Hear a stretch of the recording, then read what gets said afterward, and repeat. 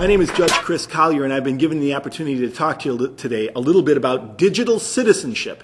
Digital citizenship. What does that mean? I want to talk to you a little bit about the internet and technology and the kinds of excitement that it brings, and also some of the kinds of concerns that it brings as well. Look, the internet is a great place. It's a lot of fun. You can stay in touch with your friends and family. It's got great educational sites. You can listen to music. You can go shopping. It's kind of like a city.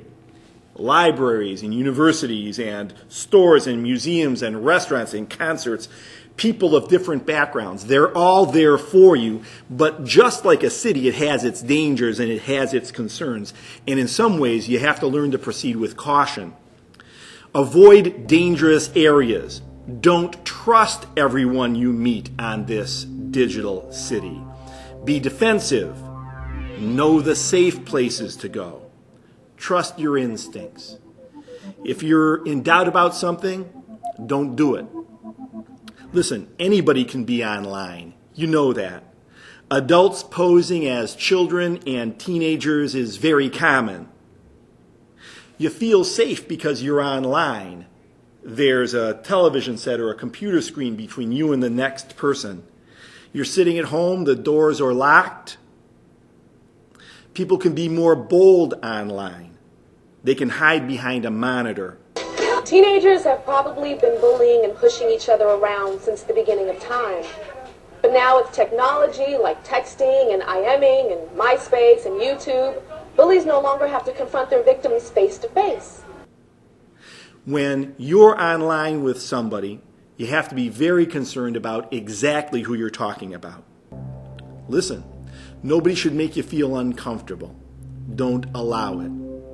There are a lot of high-risk areas on the internet. Some of these areas are acceptable areas, areas that you will enjoy being in. There are chat rooms and social networking sites. There's instant messaging and email and gaming. But these are high-risk areas as well because you just don't know necessarily who you're dealing with. Time now for Big Justice, and a mother and father are trying to seek justice for their young daughter's suicide. Fox News has been following the story of a 13-year-old who hanged herself in a closet after she was seduced and then rejected by a fictitious 16-year-old boy online. The distraught teen died without ever knowing that the boy who she thought rejected her was really a family down the street playing a twisted and cruel hoax on her. There are other sites on the internet that contain racist or sexist or violent messages. When you get to those sites, you know what to do. You leave them, and you leave them as quickly as you can.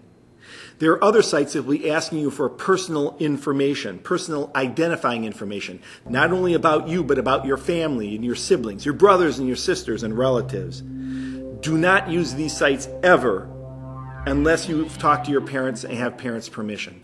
These are very, very difficult sites once you get on to get off.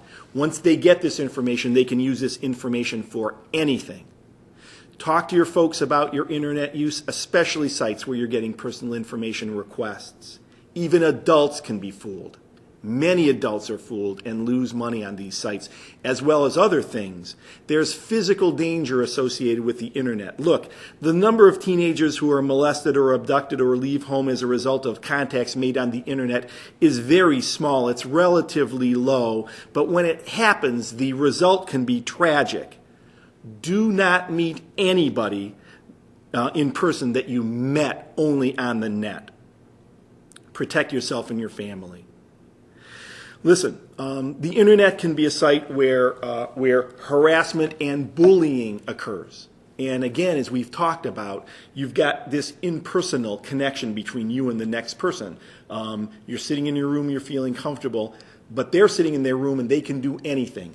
understand that you never have to be intimidated or afraid. This harassment can include indecent comments or images, threats to you or your family, threats to anybody in the community. Do not respond to these messages or comments. Ignore them. Vancouver High School is dealing with a problem that's becoming more and more common: teen cyberbullying. At David Thompson Secondary, administrators dealt with 4 cases of slander on Facebook last year. Turns out teens are being victimized online around the clock. In real life, not everybody minds their manners. On the internet, it's easier for people to act this way, act harassing and bullying, especially when they're behind the screen. If something should happen like this, it's very important you contact law enforcement immediately. Contact your internet service providers and tell your parents or the folks that you're living with. This is very important. Chat rooms are probably the most dangerous place you can go, mostly because the people there you just don't know. They're usually monitored by site owners or employees, or sometimes even law enforcement. Monitors cannot prevent you from going in and off into a private chat area. These private chat areas are places where there may be nobody monitoring you, and this can be a concern. Be extremely cautious, even in a public chat area, about what you say and who you say it to. Be suspicious of anybody who tries to turn you against your family or friends. Choose your name carefully. Don't invite trouble with your username. And if you feel uncomfortable, again, trust your instincts. There's no need to say or do anything. If you feel uncomfortable, you know what to do. Turn it off. In addition to chat rooms, there are some other concerns that you should be worried about when you're on the internet. Things you should take a little time thinking about. First, peer-to-peer file sharing. Sharing files directly with one another. There are some legal issues and ethical issues, but there are also some safety issues as well. Look, when you're receiving or sending a file, especially when you're receiving a file, you might not know exactly what you're getting. These files that you receive may contain sexually explicit material. This could be a crime for you to possess and would be a crime for you to possess and send.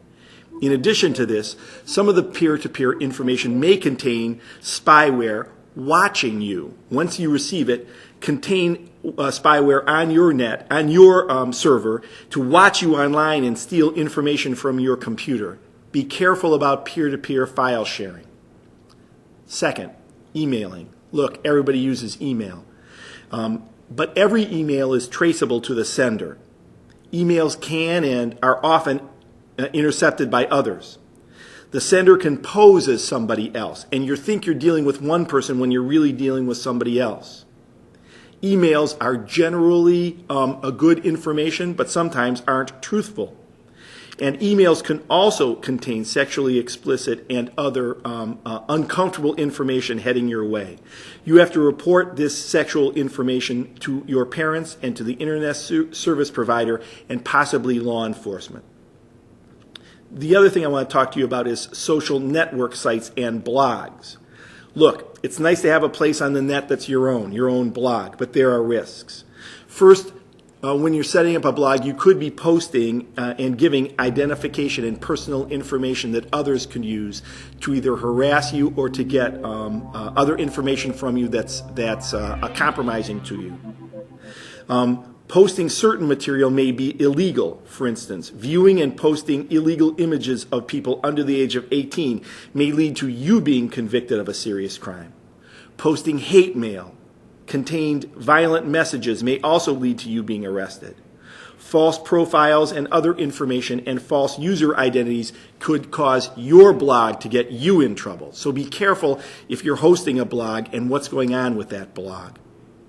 Look, you've got to educate your parents about this. They spent many years educating you, now it's your turn. Educate your parents about internet security and the kind of things we've been talking about today. Help them help you make the right decisions. Show them the great places in cyberspace. Warn them of the strangers that you meet as they warned you when you were growing up. Internet can be a powerful communications tool, but the most important tool is one as old as parenting itself. A good, honest talk with your kids. Look, to sum up, you have to be careful. It's a great place, but like every great place, you have to know the dangers. When you're posting to the internet, anybody can read what you write. Keep your identity private. Trust no one that you meet online. Never respond to any emails or chat comments or instant messages that are hostile, mean, inappropriate, sexually uncomfortable to you in any way. And educate your parents. In this way, we can make this internet city a fun place for everybody. Thank you.